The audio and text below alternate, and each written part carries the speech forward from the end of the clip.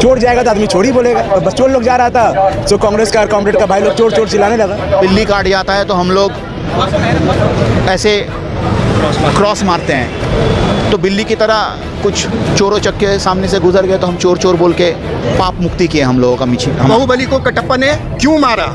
अब यही सवाल हिंदुस्तान के 140 करोड़ आवाम पूछेंगे कि अडानी को 20,000 करोड़ रुपया किसने।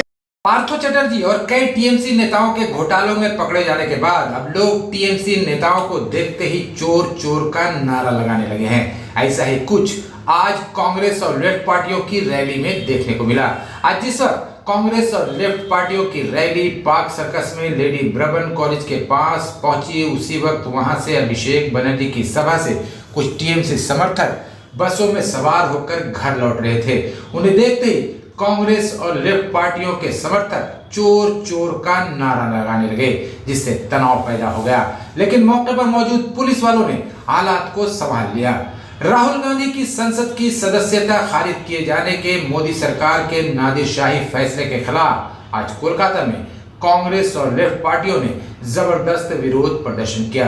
कांग्रेस और लेफ्ट पार्टियों ने रामलीला पार्क से एक विशाल रैली निकाली, जिसमें हजारों की तादाद में कांग्रेस और लेफ्ट पार्टियों के समर्थक शामिल हुए थे। कांग्रेस और लेफ्ट पार्टियों के तमाम नेता भी इस रैली में शामिल थे। रैली में शामिल लोग बीजेपी के साथ साथ बंगाल में सत्ता पर बैठी टीएमसी के खिलाफ भी नारे लगा रहे थे।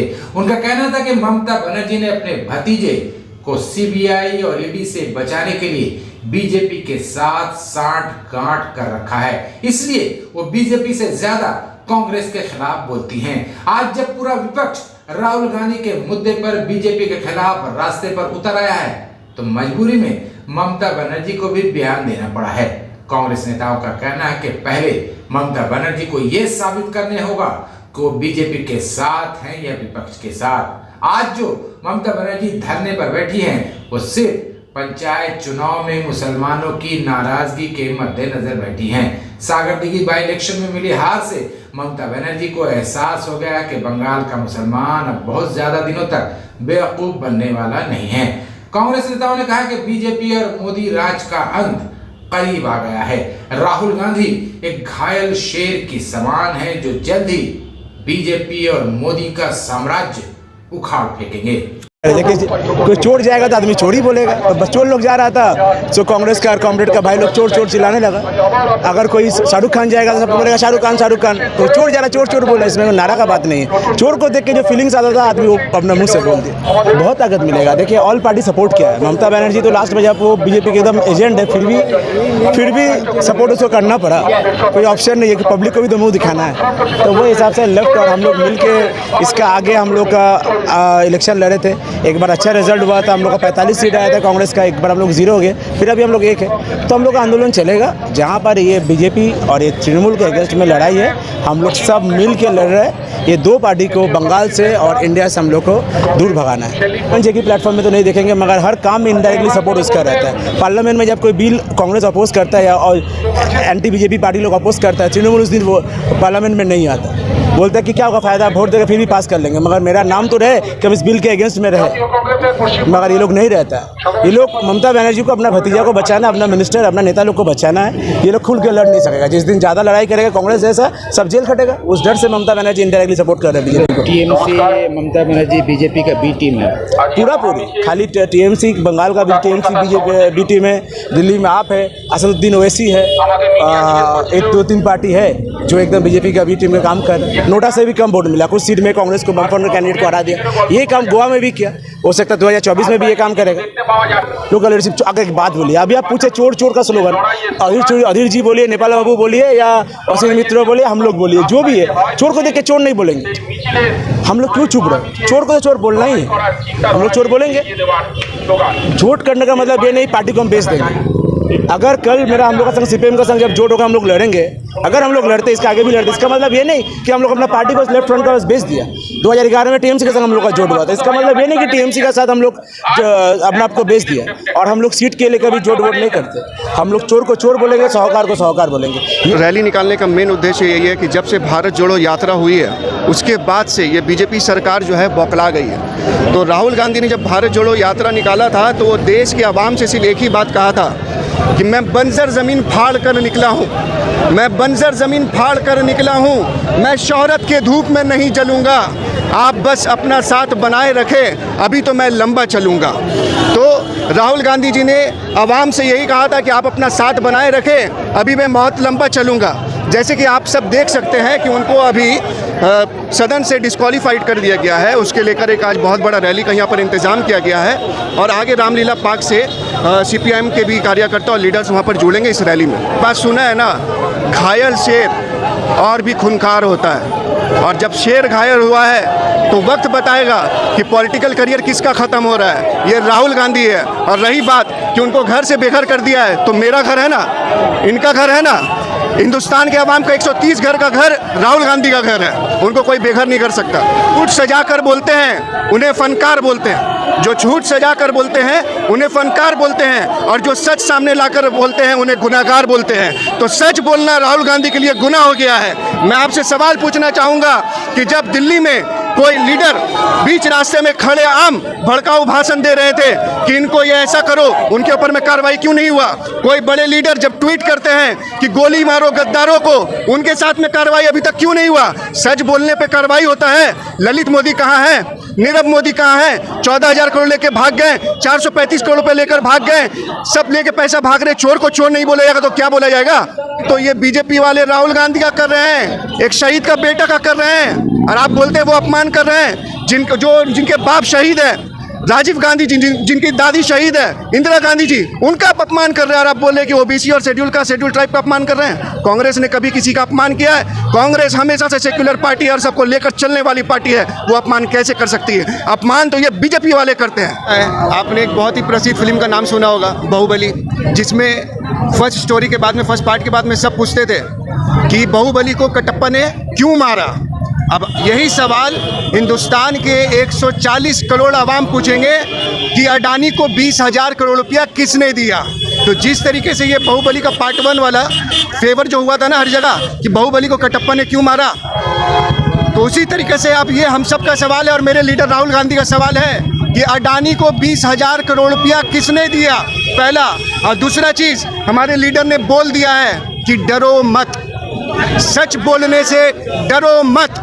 और आज वो डर दूसरे टीएमसी और भाजपा को दिखाने के लिए कॉमरेड और कांग्रेस के कार्यकर्ता इस रोड पर उतरे हैं। अभी देखिए, राहुल गांधी के समर्थन में तो सारा देश निकल पड़ा है। और हमारे रास्ते में, जैसे आप जानते हैं ना, पुराना कहावत है, रास्ते से बिल्ली काट जाता है तो हम लोग ऐसे क्रॉस मारते हैं। तो बिल्ली की तरह कुछ चोरों चक्के सामने से गुजर गए तो हम चोर चोर बोल के पाप मुक्ति किए। हम लोगों का हमारा जुलूस का पाप मुक्ति हुआ है उसमें। तो चोर को चोर कहना तो कोई बुरी बात नहीं है, ना वो असंवैधानिक है, ना वो इलीगल है। लेकिन नहीं, न्यू इंडिया में तो चोर को चोर कहना अपराध है। राहुल गांधी की संसद की सदस्यता चली गई, बंगला छीन लिया गया।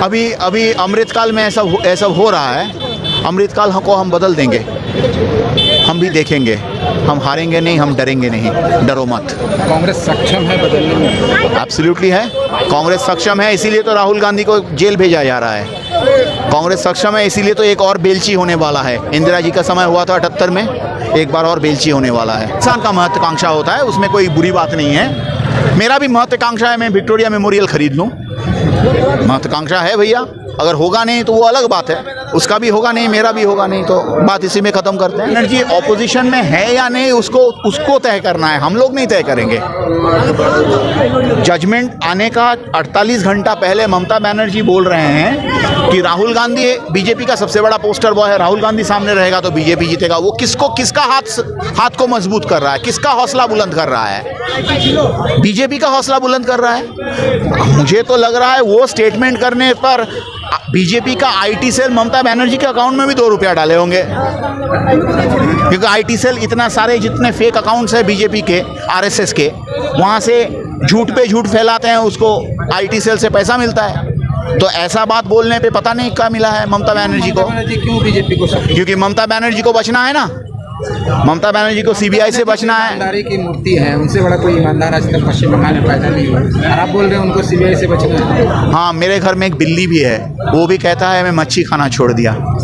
उससे ज़्यादा कुछ बोलूँगा नहीं मैं। यूपी पे असर तो पड़ चुका है। सागर दिकी से शुरुआत हुई, हल्दिया में आपने देखा सीपीएम कांग्रेस का जोड़, बीजेपी और टीएमसी 0 शून्य में आ गया। तो कहीं ना कहीं लोगों में एक ये हो रहा है, कभी कभी जैसे 16 में हुआ, लोगों ने एडजस्ट नहीं किया, नहीं समझ पाए कि होना चाहिए कि नहीं। हमारे कार्यकर्ता भी नहीं समझ पा रहे थे क्या करें, जिसके खिलाफ बोले फिर उसके साथ चले। मगर हम लोगों का मेन मूल ये है कि हम लोगों को एक बड़े विरोधी के खिलाफ, माने उसके खिलाफ लड़ने के लिए हम सबको एक होना पड़ेगा। जो दल डेमोक्रेसी को ही ख़त्म करना चाहता है, जो डेमोक्रेसी इस देश की खूबसूरती है, अगर डेमोक्रेसी है तो सीपीएम है, कांग्रेस है, टीएमसी है, बीजेपी है। डेमोक्रेसी ही नहीं रहेगी, जब तानाशाही रहेगा तो फिर तो कुछ रहेगा नहीं। तो तानाशाही को रोकना है तो हम लोगों को एक होना पड़ेगा। तो बीजेपी के साथ ओपन है या पिछले रास्ते से है, उन सब के साथ हमारी लड़ाई थी, है और रहेगी। इसका मेन मकसद क्या है? सब ने बोला होगा बीजेपी के पक्ष में और बीजेपी के खिलाफ में, यही बोला होगा। मैं आपको जो असल बात बता रहा हूँ, ममता बनर्जी सिर्फ मुसलमान वोट को खुश करने के लिए ये कर रही है और कोई मकसद नहीं है। ना बीजेपी के खिलाफ जाना है, ना कांग्रेस के पक्ष में आना है। माइनॉरिटी जो छटक रहा है टीएमसी से, माइनॉरिटी जो देख रहे हैं कि टीएमसी कहीं ना कहीं वही काम कर रही है जो काम बीजेपी कर रही थी, तो इसको समेटने के लिए माइनॉरिटी को बेवकूफ़, मुसलमानों को बेवकूफ़ भी बनाना है और सत्ता भी चलानी है। गैस का दाम जब 1100-1200 हुआ, कोई आंदोलन नहीं हुआ, बहुत सारे कांड हुए, कोई आंदोलन नहीं हुआ।